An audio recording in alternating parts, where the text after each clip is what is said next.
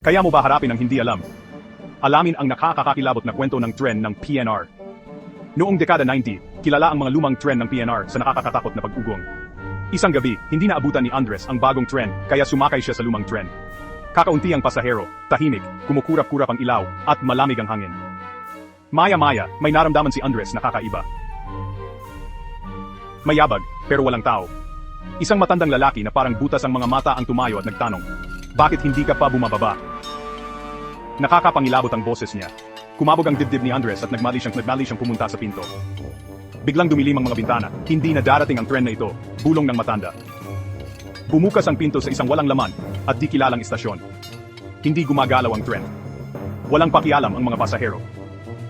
Nakatayo si Andres sa gitna ng walang hanggang dilim.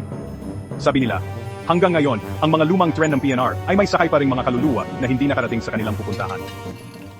Mag-ingat sa pagsakay.